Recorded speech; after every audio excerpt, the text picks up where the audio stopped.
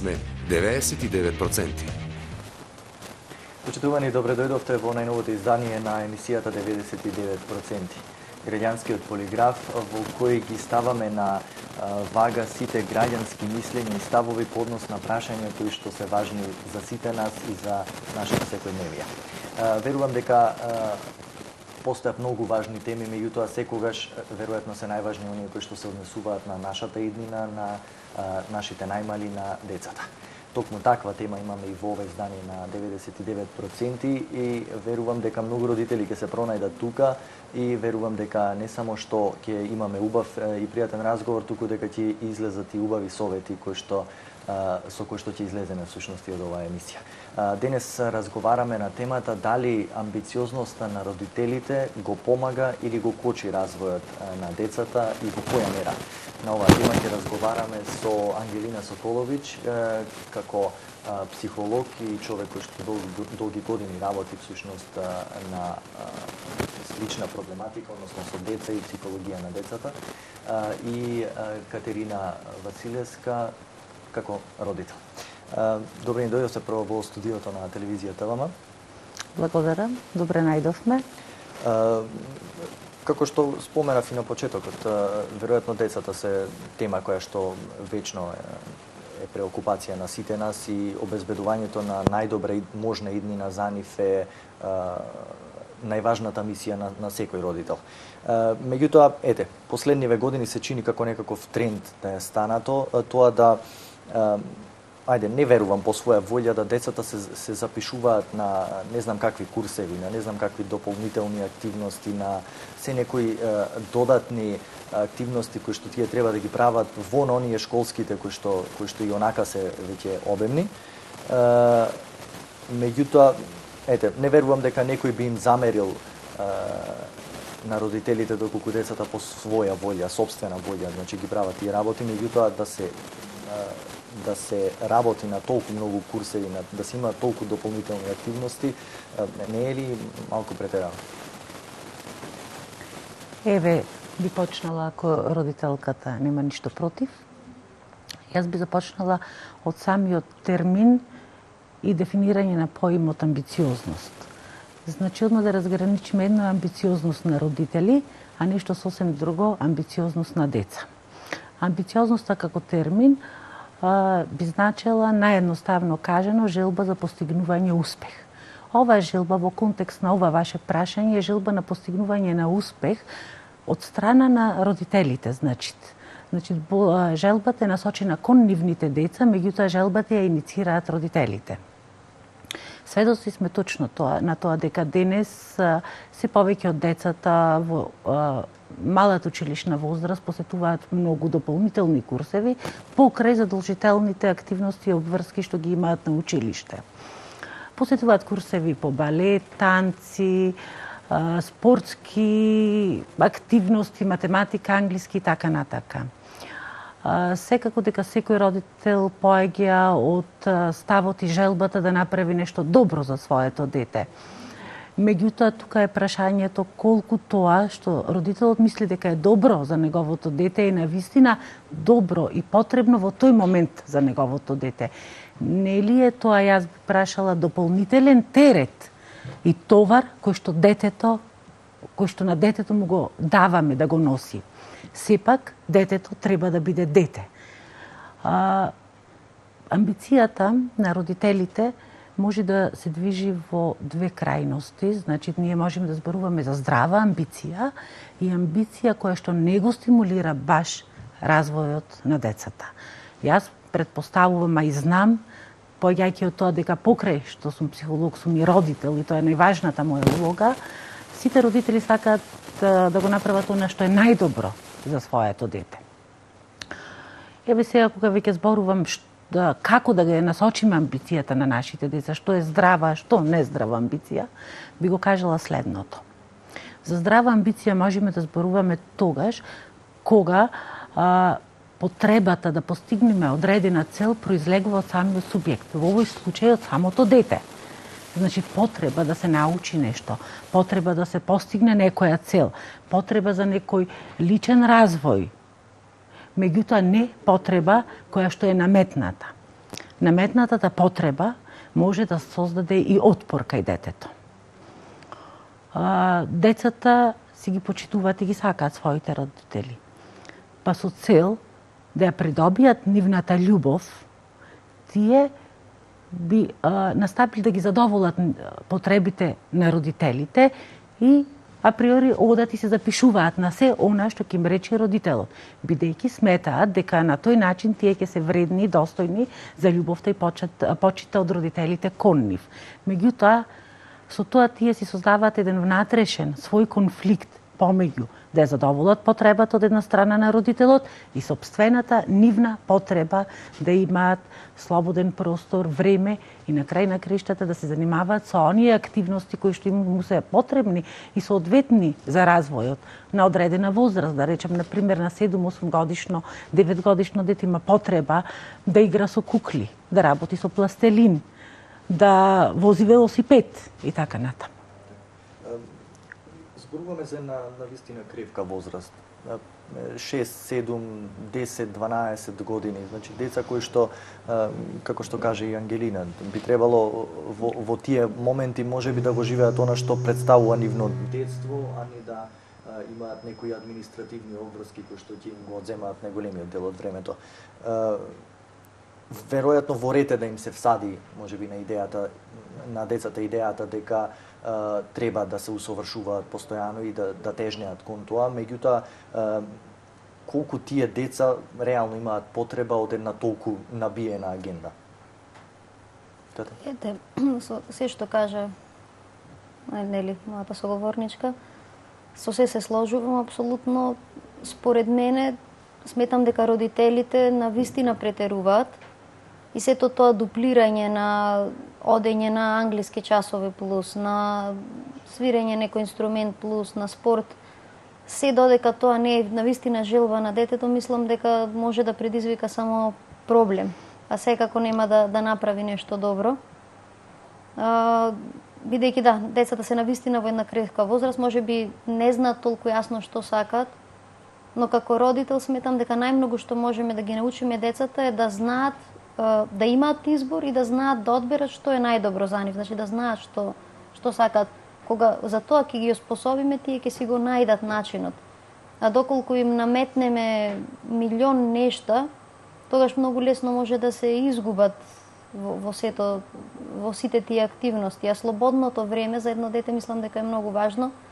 Како што кажа, да не се повторувам госпоѓата, детето пред се треба да биде дете, бидејќи детството е едно, а време за учење има секогаш. Мислам, некои вештини може да ги научи и на 20, и на 30, и на 40. Нема потреба се да се направи до 18 години. Ангелина, зашто сметате дека ова грозница ги зафаќа родителите сега на полнење на агендите на нивните собствени деца? Тоа е некоја психологија на толпата или? Еве, едно мое видување на нештата. Значи, многу родители, доколку тргнуваат од собствените, многу родители тргнуваат и од собствените незадоволени потреби и амбиции. Па сега единствен начин да ги задоволат своите потреби и амбиции, тие го прават секако на несвесен план. Ги гледаат преку нивните деца. Значи, остварување на собствените амбиции, остварување на собствените потреби преку нивна реализација преку нивните деца. Кога станува за такво насочување, тога станува збор за амбиција која што штетно влијае врз развојот на детето. Јас и во претходната дискусија кажав дека ние треба да направиме еден баланс, една граница меѓу тоа што е здрава амбиција. Секако дека здравата амбиција води кон успех. И ние сите родителите би сакале да умееме и знаеме како здраво да ги насочиме нашите деца кон постигнување на одредени цели во животот. Прво, како родители, треба да се научиме да ги слушаме потребите на нашите деца. Ако се научиме да ги слушаме нивните потреби, уште од самото раѓање на бебето, ние разликуваме неколку вида плач, кои што не се подеднакво исти за потреба од храна, за потреба од топлина и така натака. Со зголемување на возраста, значи се зголемуваат и потребите и начините на реакција на децата. Не велам дека априори треба да се задоволат сите потреби. Се разбира, лимит и граница секогаш треба да има. Значи, не безусловно да се задоволат некои потреби кои што би донесле до некакви последици по безбедноста и здравието на детето. Меѓутоа, прво како родители треба да се научиме да ги слушаме потребите и да се научиме еден добар начин на комуникација. Комуникацијата е многу широка тема, како и се впрочем во животот се сведува на една добра комуникација, ако сакаме разврска на нештата. Значи, комуникацијата да ги следиме колку што се вербалните, толку и невербалните пораки кои што ни ги испраќаат нашите деца. Децата се на училиште од како доаѓа? Одамна беше 7:30 часот наутро до некаде до 13:30 часот, или пак ако зборуваме поплане, можеби од 13:30 таму некаде до 19:30. И сега замислете ако на тоа поминато време им додадеме уште само една активност дополнителна надвор што ќе од училишните обврски, тоа е едно полно работно време кое што и ние го поминуваме. Меѓутоа, они се бара да имаат концентрација на апсолутно највисоко можно ниво. Можно ли е да ја задржат толку долго својата концентрација? Околу концентрацијата, значи, имат периоди кога имаме посилна и ние возрастните и децата, појака насочена концентрација и периоди кога ни слабе концентрацијата. Концентрацијата е условена од заморот. Значи, со самото тоа, кога станува збор за замор, ние не можеме да очекуваме дека после еден напорен ден од 6 и 7 часови, веднаш после тоа да очекуваме некаква висока концентрација и насоченост кон нештата кон кои што дополнително сме ги патиле нашите деца. Па поради тоа може да се јави и неуспех во дополнителните активности. Неуспехот води од друга страна кон разочарување на детето. Разочарување дека мене не ме бидува за ова. Што воопшто не мора да значи дека е така. Затоа треба да се слушаат потребите, да не се насочуваат соодветно децата. За да можат децата да се насочат кон една здрава амбиција, кон постигнување и задоволување на своите потреби, а тоа несомнено води кон една среќна и задоволна личност, првично на возраст од околу 5-6 години треба да ја стимулираме нивната радозналост. Да не убиваме радозналоста на децата, бидејќи првите години од развојот на децата и спознавањето на светот, децата го вршат, значи, по пат на радозналост. Секако, да не се повторувам дека треба да има граници, да не биде нешто по штета на нивното здравје и безбедност. Значи, стимулирање на радозналоста и креативноста. Потоа, развивање на надпреварувачкиот дух кај децата. Исто така, доколку ние извршиме проценка или увидиме дека децата ги бидува за некоја активност, дека покажуваат некакви афинитети, да, треба да ги поддржуваме, да ги научиме исто така, дека во животот до целта патот по кој што ќе одат и ќе стигнат до една одредена цел, до задоволување на некоја нивна потреба, не секогаш е условен само со успеси. Значи да ги научиме како да се носат и со успесите, што не е лесно, верувајте ми, меѓутоа и со неуспесите кои што ќе ги сретнат на тој пат. Како да ги совладуваат тие пречки. Каде да опроширам прашањето, се чини не опфатив целата агенда која што имаат децата. Сега замисли, откако ќе се вратат од таа дополнителна активност, кога ќе дојдат дома треба да прават и да работат и на домашните задачи. Како испаѓа тоа? Прекувремено работат децата? Па не знам, јас немам можда најдиректно искуство, така, преку внуците или преку деца на некои пријатели кои што се на таа возраст. Сметам дека тоа што децата треба да го прават во тоа слободно време, да не е дуплирање на оние часови и активности што веќе ги имаат на училиштето. Значи, не одење на плюс исти некои часови за да го повторат наученото, каде што, како што кажа, се бара концентрација, туку тие треба во слободното време да ги развиваат нивните животни вештини. Мислам дека тој термин многу сега се почнува да се користи, но некако можеби некои родители не се запознаени, значи животни вештини, како да се снаоѓаат во животот, како да комуницираат, како да да се справуваат со одредени предизвици. Тие се сите работи кои што на училиште не се учат. Тоа слободно време секако треба некако да им го организираме. Веќе не е време, можеби веќе не е таква ситуација да можеш да ги пуштиш на улица сами со себе да се снаоѓаат, но сепак да биде комплементарно тоа што го учат, а не да биде повторување и едно цело работно време, бидејќи тие сепак се деца и не се на работа. И ако ја тргнеме амбициозноста на родителите настрана, не е ли можеби, ајде, да не бидеме неблагодарни, меѓутоа времето кое што децата ќе го поминат после времето поминато на училиште, на тие дополнителни активности, замислете, тоа е цел еден ден на кој родителите може да се посветат на работата што ја имаат по дома, да ја средуваат куќата, да завршат можеби некои екстра работни обврски. Значи ли тоа дека родителите на некој начин, свесно или несвесно, си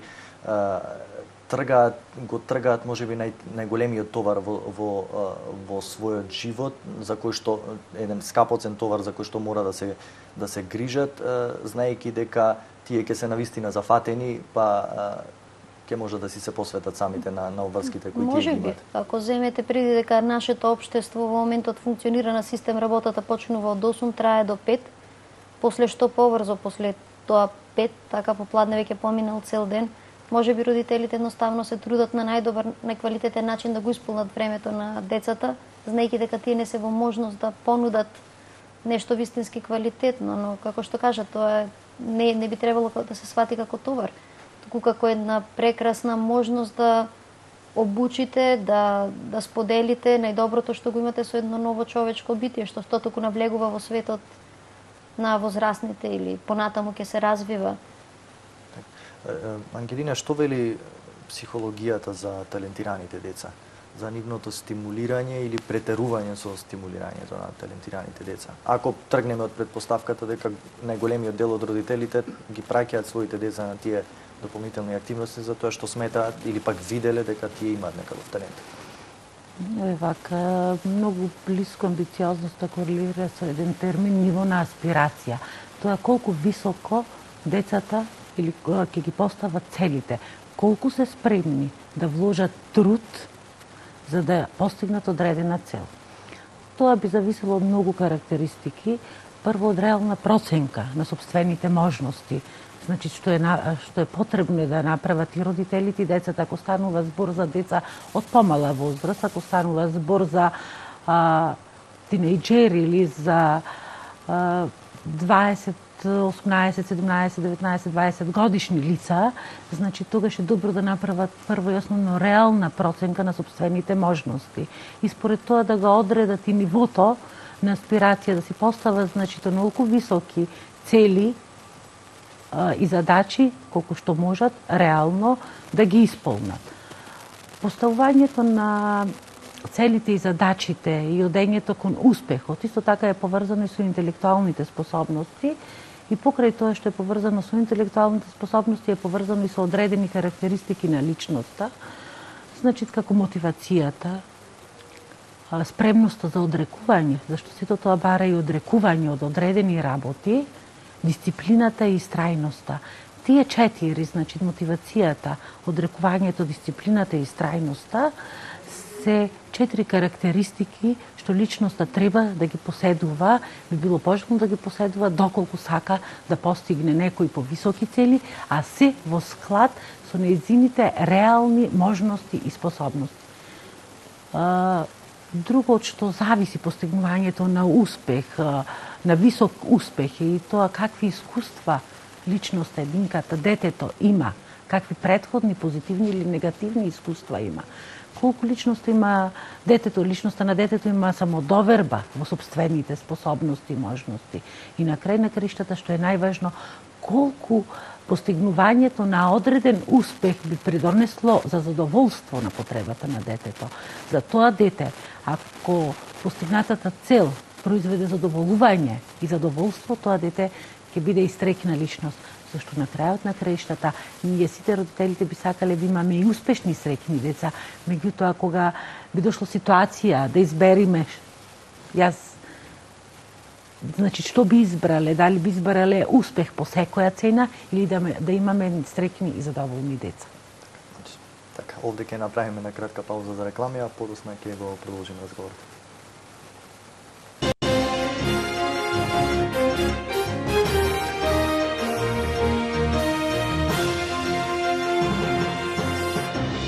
Ви лепите, one падају. Ви лепите, one падају. Сада е томе дошao крај. Потражите савет Бекамент, доктора за плочице. Лекови за ваше плочице su Ciprofix lepak i Fugomal masa za fugovanje. Ciprofix. Toliko dobro lepi da nećete moći da stanete. Ciprofix i Beka Fugomal. Bekament. Doktori za pločice. O upotrebi se posavjetujte sa Bekament doktorima za pločice. Евана Македонија ви доделува вредни награди за енергетски ефикасен дом. Ажурирајте ги вашите податоци во Евана Македонија и играјте за вредносни ваучери од 100.000 или 30.000 денари за целосно опремување на домот. А дел од корисниците може да добијат и сет за енергетска ефикасност. Проверете дали сте добитник на evana.mk. Евана, секогаш тука за вас. До напредок во работата со ХТЗ опремата од Напредок Комерц.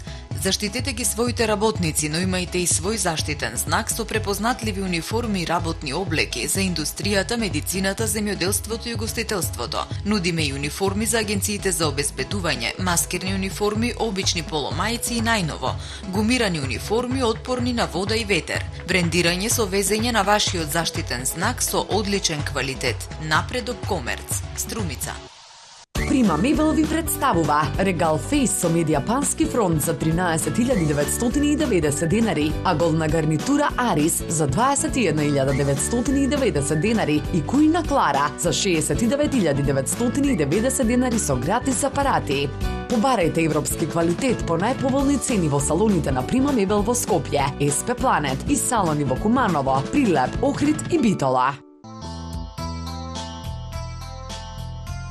Фризерско студио Анита на булевар Туристичка во Мини Базар Гранит. Бидете препознатливи со свој собствен стил, но пред се, секогаш имајте здрава, убава и негувана коса. Ви нудиме професионална услуга со најквалитетни препарати за нега на коса од познатата марка Ревлон. Бидете со стил, фризерско студио Анита. Различни луѓе сакаат различни работи. Затоа за вкусовите не се расправа. Вкусовите треба да се сложуваат, затоа што само вистинската комбинација на вкусови ти нуди единствено уживање. Освежувачкиот, благокиселка вкус и вистинската густина на битолскиот јогурт ќе го направат секој ваш салат мало совршенство. Битолски јогурт. Вкус за кој сите се сложуваат. Битолски јогурт.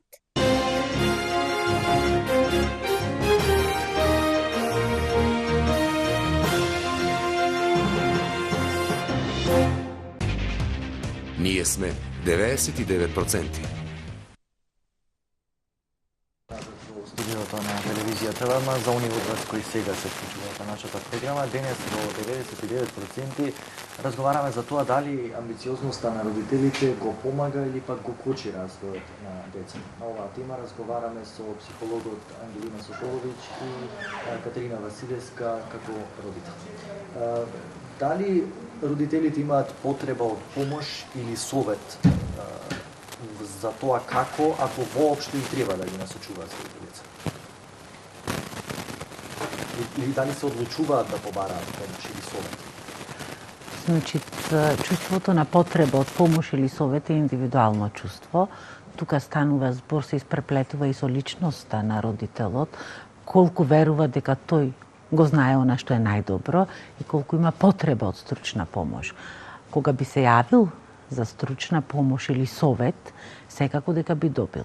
Она што родителот би било добро да го прави би било добро да го прави за своето дете, се извинувам, е да му дава поддршка, да во текот на развојот, значи да се задаваат задачи со одговорности за детето, меѓутоа различни задачи со различни нивоа на тежина во зависност од возраста. За едно 2 годишно дете, сега јас условно ќе кажам, моите се доста големи, па можда и сум заборавила, е дека во ред е да знае само да се храни. Да го научиме на самосталност, значи со тоа ќе му јакниме и самодовербата, со тоа ќе му зајакниме кај децата, значи постепено така низ развојните фази и способноста и за самопроценка, самодоверба, ќе го научиме дека низ тој пат треба да оди сам, а родителот секогаш кога ќе има потреба, ќе му биде поддршка во остварувањето на неговите потреби и барања, секако доколку се во склад со реалните можности. Кате, би побарала ли ти помош, ајде не мора да е стручна од Ангелина, меѓутоа пријател, мајка, било кој да, во ситуација кога знаеш дека треба да се донесе некоја одлука за тоа каде твоето дете да ја бара или да ја продолжи својата иднина, при тоа секако носејќи го стравот дека во најголемиот дел токму ти ја носиш таа одлука, и што би се случило ако таа одлука е погрешна и на крајот детето ниту го работи она што го сака, ниту пак на крајот резултатот е позитивен, па да речеме ајде некој компромис направивме тука. Секако дека би побарала поддршка, јас цело време се консултирам со сите што знам дека или имаат деца на иста возраст или го поминале тоа што сега на пример јас го поминувам со синот.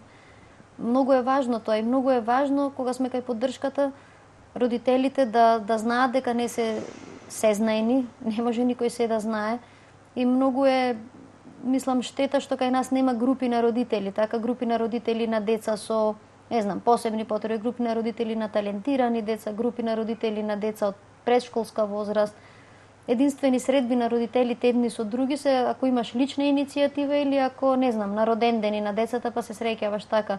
Нема некоја насочена, намерна комуникација и мислам дека тоа е штета, бидејќи така едни од други најмногу може да учиме и да размениме. А во однос на насочување на детето, пак ќе кажам, јас би сакала моето дете да го насочам да види дека има повеќе избори и да знае да го направи изборот што во тој момент е најдобар за него, а секако не би се осудила да го насочам во некоја сфера или професија што мене ми се допаѓа, можеби за него не е најдобриот избор. Јас сакам, дали би можела да додадам нешто ова, кога станува збор за насочувањето. Значи, рековме дека е добро детето да го направи својот избор, бидејќи и одговорноста за изборот, направениот избор, кога станува збор за подоцнежна возраст, за избор, да речеме, за средно образование или за избор за занимање, за професија, за кој факултет да го студират, и одговорноста од тој избор ќе е лична одговорност.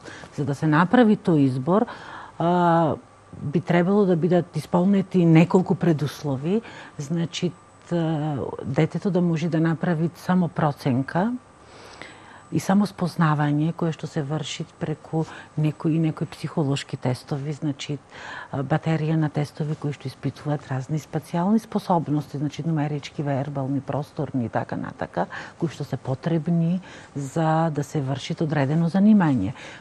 Потоа испитување на своите предности, недостатоци, можности, ограничувања, визија за себе. Каква е визијата на детето, како тој се гледа во иднина, како се гледа на тоа работно време, ако станува на тоа работно место, ако станува збор за период, да речам, после 5 или 6 години, за подолгорочен период, како да ги истражува своите можности и способности преку разговор со лице, значи од одредена професија во која што се неговите амбиции да се запиши, значи истражување на можностите, на сите своји можности во таа професија, потоа поставување на цели и план, значи како да се постигна целта, што мене како ученик ми е потребно да направам за да можам да ја постигнам уште оваа цел. Значи во кој дел чувствувам дека имам слабост од таа анализа, значи ние ако сме искрени, значи тоа би требало да се базира, значи таа самоанализа, самопроценка и на искреност, значи ако сум искрена дека јас во тој дел имам недостатоци, значи тогаш мојот ангажман и насоката би било до обука, значи поголем ангажман околу тој дел. и така натака, за да може да се донесите на одлука од која што понатака ќе произлези личност, која што со волја и желба и ќе е задоволен од избраната професија и од работата што ја вршите. Ама тука кај нас, еве, например, во Охрид, сите, да не ги менувам сега школите, ако е одличен ученикот, амбицијата и очекувањето на родителот и на детето, знаеме, ако си ти одличен, мора да одиш таму и таму. Сега да не кажам кои се, сите ги знаеме кои се училишта средни, каде што одат одличните. Ако не си многу добар со успех, тогаш се знае во кои школи ќе одеш. Природно спаѓаш во некој одредени училишта. А што ако едноставно си одличен, а ти се допаѓа училиште кое што спаѓа во ранг за послаби ученици? И кој впрочем ја прави таа категоризација, ова училиште е за слаби, ова училиште е за силни ученици, мислам, тоа од сам старт е многу ограничувачко и многу деца што природно би имале визија или склоност за одредена професија нема да се одлучат таму или ваму, бидејќи се знае во градот кои сте добри школи, и во самите школи се прават класови со послаби и појаки ученици, мислам, каде е тука разноликоста, каде е тука размената на различни искуства. Некако правиме некоја селекција, не знам како, не знам од кого е таа наметната, сигурно не е законски наметната, која што сакатува многу луѓе уште од сам старт. И кај нас е многу трагично сватено, не знам, таа година што многу логична во поразвиениот свет, така од средно на кај факултет. Кај нас е вистинска трагедија ако ти од средно директно не се запишеш на факултет. Според мене е вистинска трагедија ако ти од средно одма одиш на факултет без да си сигурен што точно сакаш. Многу е неопходна таа година измеѓу и јас да можам да сменам нешто назад, јас би се вратила и тоа би го сменала. Би си дала една година и би му препорачала на моето дете една година помеѓу, значи таа голема одлука за да провери дали е таа професија што сака да одбере баш тоа што го сака. А кај нас тоа би било видено, леле, ја пропушти генерацијата, готово пропадна светот.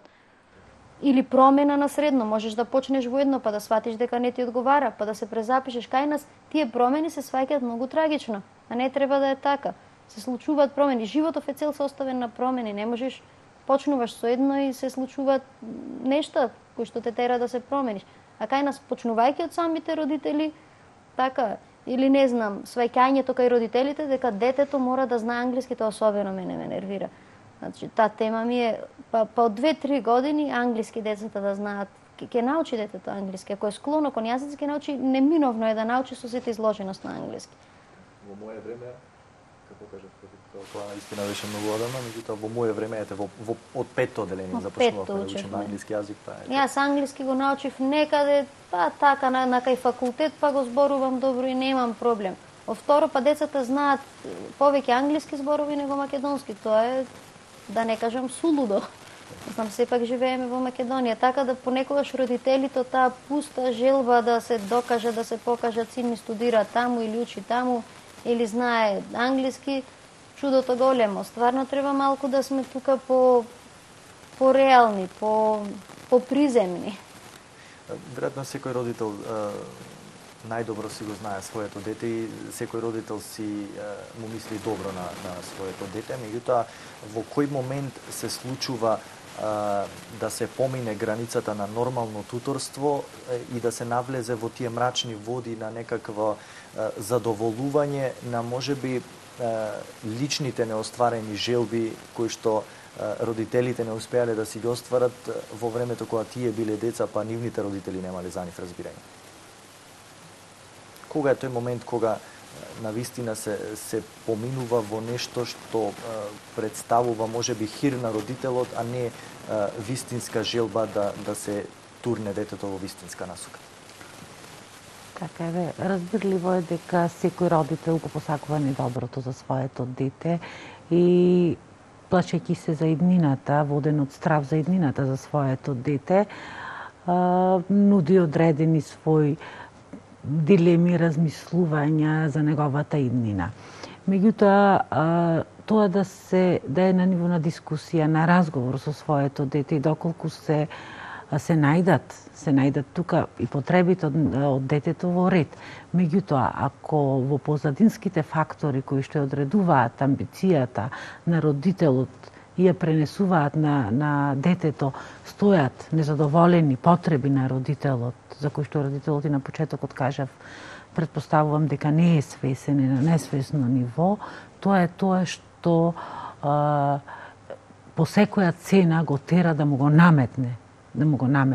И тука е тој нездрава амбиција која што не му носи развој на неговото дете, бидејќи тој можеби за да ја добие љубовта, зашто му е важно мислењето на родителот и ќе се запише и на одреден факултет, меѓутоа ќе понатака во животот ќе се јават потешкоти во самиот процес на постигнување на целта, во самиот процес на учењето, бидејќи тоа не ќе според неговите потреби, неговите желби, не ги задоволува неговите амбиции, неговите аспирациите на детето, туку задоволува нечии други аспирации. Каде е границата според тебе, Кате? Колку многу е премногу? Па, тоа е индивидуално, не знам, зависи така од многу околности која би била границата. Нема граница, така самиот момент на почнување, самиот момент кога ќе почнеш да му наметнуваш на своето дете, биди доктор, биди адвокат, биди банкар. Е претерана граница. Самото тоа веќе те воведува во еден сплет на околности кои што секако ќе го унесреќат детето, освен ако по нека случајност не ја сака истата работа што и јас. Значи нема тука граница. Во моментот кога ќе почнеш на друго битие да му наметнуваш нешто, а тоа нема друг избор бидејќи е помало, понеискусно, освен да слуша или тоа преминува во обратно, така во инает, во фрустрација, нема тука граница. Секако е нездраво наметнувањето на Можно ли е тогаш да постои вистински слободен избор на детето, ако знаеме дека барем до 18 години одлуката за тоа што ќе се случува со детето ја носат токму родителите. Ајде, можеби ниеден родител нема да оди до таа мерка да буквално презеде се во своји раце и одлучува и неважни работи можеби за своето дете. Меѓутоа, ајде, колку децата на вистина имаат израз на собствена волја до своето полнолетство? Колку што ќе им дадеш простор, толку колку што ќе ги оспособиш, толку тие ќе бидат самостојни и ќе веруваат во своите избори. Тоа да, во голема мера зависи од родителот и од околината каде што живее. Примерите со кои што го учиш детето, начинот на кој што самиот живееш, мислам дека тоа исто многу влијае на детето настрана од самите насоки.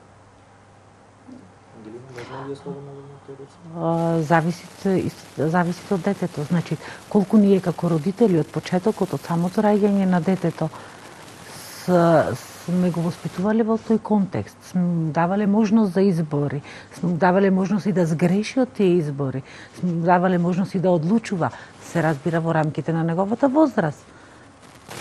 Ако му се натрупаат не знам колку обврски на детето, и тоа мора да учи и англиски, и француски, да оди и на балет или да спортува и сето тоа да го прави последователно, веројатно, односно дали воопшто успеваат родителите да направат дистинкција помеѓу она што представува можеби немање на условно талент кај детето за да прави било која од тие активности или покажување на отпор кај детето кон вршењето на тие активности, бидејќи тоа не е она што детето го сака.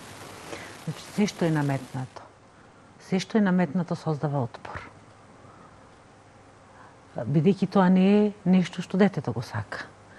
Отпорот може да се манифестира на различни начини. Значи, отпорот може да се манифестира со доцнење на часови на кои што родителот го запишал, со бегање од тие часови. Отпорот, тука е важна улогата на родителот, да го види отпорот, да го види, да го слушни, да го осети отпорот. И додека се уште не е предоцна, да се коригира и да му даде простор на своето дете да се изрази себе си. Колку од одлуките кои што, тешко е да се процени, меѓутоа колку од одлуките кои што децата ги носат до своето полнолетство се реално нивни, а не се производ на, не знам, на општествените прилики, или пак на нивните одлуките на нивните родители, што исто може да се производ на општествените прилики. Секако се нечи производ, мислам, ние и на наша возраст одлуките што ги носиме не знаеме дали се чисто наши или повлијало така на која нога си станал са бајлето, па цел ден ќе ти оди налево, надесно. Нормално е дека на ни влијат и то многу повеќе влијат отколку на нас. Но пак ќе кажам, доколку инвестираме во тие животни вештини, во тие квалитети, веројатно ќе се поспособени доколку го наметнуваме нашето мислење. Секако влијат приликите. Така дете во Македонија на 15 години нема да го направи истиот избор што дете во Швајцарија на 15 години. Нормално дека зависи од околината каде што живее, или дете од некое село нема да има исти прилики, можности, познавање или избори како дете во центарот на Скопје. Ајде на крајот малку еден филозофски пристап. Која е поентата да вие вашето дете го натрупате со толку многу додатни активности, додатни на она што веќе го има како обврска на секое дете кое што посетува настава, да предизвикувате свесно или несвесно физички и секако и психички замор кај децата, дури и до тој степен оде што и голем дел од децата веќе се соочуваат со анксиозност, нешто што не би смеело воопшто да го имаат на таа возраст, а на крајот на краиштата, благодарение на тие одлуки или тие постапки на родителите, детето да го изгуби всушност најдрагоценото нешто кое што го има своето детство.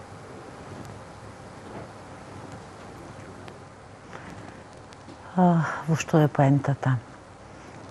Поентата ќе зависи од тоа каква е потребата на родителот.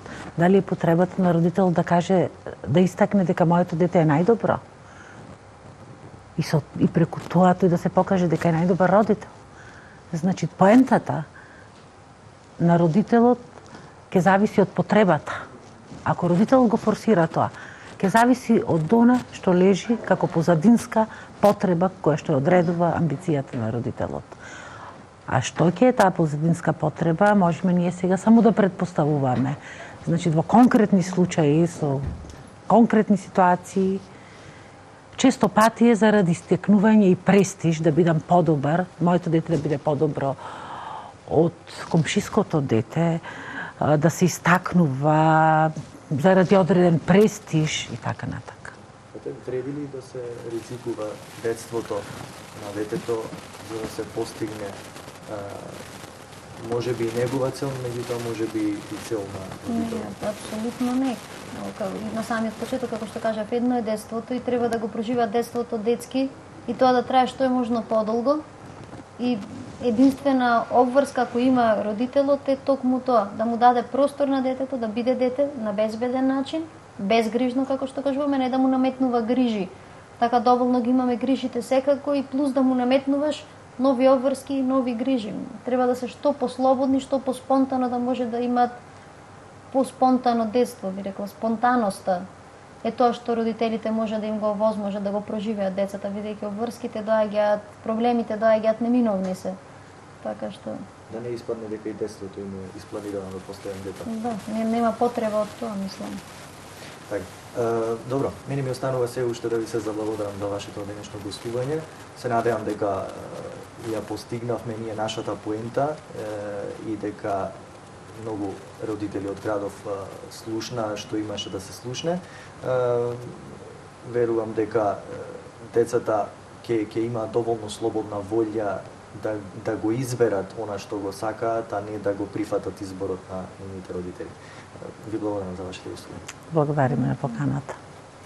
Почитувани, тука е крајот на ова издание на 99% со некоја нова интересна тема. Ќе се видиме веќе наредниот вторник, а вие до тогаш не го менувајте каналот, останете на телевизијата. Пријатно.